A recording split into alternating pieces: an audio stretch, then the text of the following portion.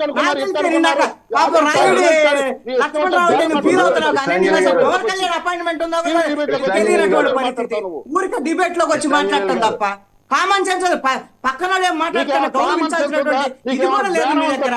Right, okay. Pawan Kalyan గారు ఏమన్నారు ఒకసారి చూద్దాం. కాబట్టి నేను వచ్చాను ఈ విషయంలోకి. ఒకసారి పవన్ కళ్యాణ్ గారు ఏం మాట్లాడారు చూద్దాం. చూడండి. ఒకసారి వచ్చి ముఖ్యమంత్రి గారిని చంద్రబాబు గారిని కళ్ళు ప్రతిపక్షం ఉన్నారంటే వారి దగ్గరికి వెళ్ళారు.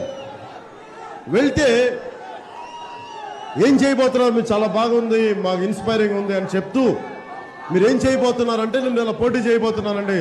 ఎక్కడ అంటే మన గాజువాకలో, అనకాపల్లిలో అని చెప్పి ఒక 65 స్థానాల పేర్లు చెప్పారు ఆ రోజున వారికి. ఆయన అన్నది ఏంటంటే ఒకవేళ మళ్ళీ పోటీ చేస్తే ఒకవేళ మీరు గెలవరు మేము గెలవం, వైఎస్ఆర్సీపీ వాళ్ళు గెలిస్తే మాకు ఈ సమస్యలు ఉంటాయి, నేను ఆలోచించి చెప్తానని చెప్పారు. కానీ ముఖ్యమంత్రి గారు చేసింది ఏంటి ఆ రోజున ప్రతిపక్షంలో ముఖ్యమంత్రి గారు చేసింది ఏంటంటే ఇద్దరు మాట్లాడుకుంటే ఆ విషయాలు పేపర్లోకి ఎలా వస్తాయని ఆయన చెప్పకపోతే పేపర్లు వేయించుకున్నారు.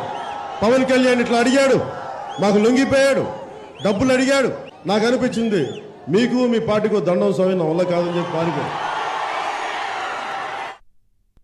పవన్ కళ్యాణ్ గారు అప్పుడు మాట్లాడింది కూడా ఒకసారి చూడండి. అంటే ఇద్దరు మాట్లాడుకుంటే ఎలా బయటకు వస్తుంది. సాధారణంగా ఏంటంటే ఇప్పుడు మనం చూసాం, అమిత్ షా గారు తాడేపల్లిలోని ముఖ్యమంత్రి గారి నివాసానికి వెళ్తే లోపల వాళ్ళు ఏం మాట్లాడుకున్నారో 2-3 ప్రధాన దినపత్రికల్లో యాజ్ ఇట్ ఈస్ వెర్బాటం కూడా చేంజ్ చేయకుండా స్క్రిప్ట్ అదే స్క్రిప్ట్, హెడ్డింగ్ కూడా అదే ఎలా వచ్చేసింది. జగన్మోహన్ రెడ్డి అక్కడ కట్టించుకున్న ప్యాలెస్కి ఎన్ని గదులు ఉన్నాయి, దాంట్లో ఏమేమి సౌకర్యాలు ఉన్నాయి, అండ్ అలాగే యలహంక ప్యాలెస్లో ఎన్ని గదులు, ఎన్ని కిటికీలు ఉన్నాయి. అమిత్ షా ఇవన్నీ తెలుసుకోవడానికి ఢిల్లీ నుంచి వస్తాడండి. ఆయన ఇంటెలిజెన్స్ వాళ్ళకి ఫోన్ చేస్తే నిమిషాల్లో డీటెయిల్స్ అన్నీ వస్తాయి. యలహంక ప్యాలెస్ గూగుల్లో కూడా దొరుకుతుంది. కాదు ఇంటెలిజెన్స్ వాళ్ళకి చెబితే ఏ గదిలో ఏముందో కూడా వాళ్ళు చెప్పేస్తారు. అలాంటి వార్తలు వచ్చినప్పుడు ఇలాంటి సందేహాలు బయటకు వస్తాయి, అవునా కదా?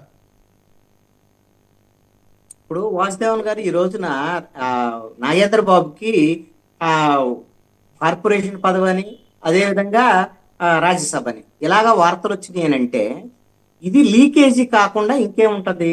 ఇది తప్పు రైట్ అని నేను అన్నా. ఎందుకంటే పవన్ కళ్యాణ్ యొక్క ఆమోదం లేకుండా ఏమీ జరగదు. నేను ఇందాక ఫస్ట్ లోనే చెప్పాను, పవన్ కళ్యాణ్ ఇష్టం ఎవరికి ఇవ్వాలి ఎవరికి ఇవ్వకూడదు అనేటువంటి అంశం మీద. అలాగని ఇప్పుడు మీడియాలో వచ్చినాయి అంటే బహుశా వాళ్ళ శ్రేణుల్ని సమాయత్తం చేయడానికి ఈ విధమైనటువంటి వార్తలు వచ్చింది. అయితే ఇప్పుడు పవన్ కళ్యాణ్ మాట్లాడిన బయట మీరు వేశారు. ఆ బయట ఏంటి, ఎప్పుడు తెలుగుదేశంతో విభేదాలు వచ్చినటువంటి సమయంలో.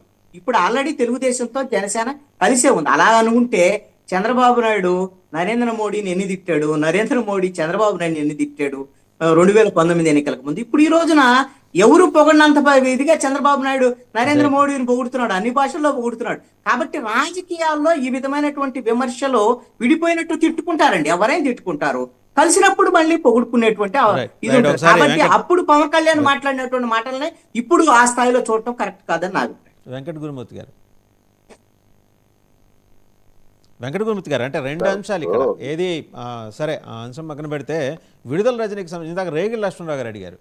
ఎవిడెన్స్ లేకుండా, నేను కూడా చెప్పా, ఎవిడెన్స్ లేకుండా ప్రభుత్వం వెళ్ళటల్లా. 2,20,00,000 రూపాయలు బ్రైబ్ అండి. 2 కోట్లు విడుదల రజనీ గారికి, 10 లక్షలు ఆవిడ పిఏ అండ్ 10 లక్షలు ఏమో ఎస్పీ జాషువా గారు ఎవిడెన్స్ ఎస్టాబ్లిష్ చేసి వెళ్ళారు. నేను అడుగుతున్నది ఏంటంటే ఇప్పుడు మిగిలినవన్నీ వెనక్కి వెళ్ళిపోయి విడుదల రజనీ గారు తెర ముందుకు రావటం వెనక పత్తిపాటి పుల్లారావు గారి రాజకీయం ఏదన్నా ఉందా? అంతగా ఆయన్ని ఇబ్బంది పెట్టింది ఆవిడ ఆమె మినిస్టర్గా ఉండగా? వాసుదేవన్ గారు, వాళ్ళకి ఒక విషయాన్ని గమనించాలి మనందరం కూడా. ఇప్పుడు ఎన్టీఆర్ తెలుగుదేశం పార్టీ జాతీయ కార్యాలయం కానీ అక్కడ జనసేన పార్టీ కార్యాలయం కానీ ప్రతిరోజు కూడా గ్రీవెన్స్ జరుగుతూ ఉన్నాయి. ఆ గ్రీవెన్స్ కి ఎందుకంటే మమ్మల్ని కూడా వేస్తా ఉన్నారు. వేస్తున్నప్పుడు అనేక ప్రాంతాల నుంచి అనేక మంది వస్తా ఉన్నారు, పేద బడుగు బలహీన వర్గాల వాళ్ళు వస్తా ఉన్నారు. వాళ్ళు ఏంటి కంప్లైంట్స్ అన్ని ఎక్కువ మా భూములు పోయినాయో లేకపోతే మా దగ్గర డబ్బులు తీసుకు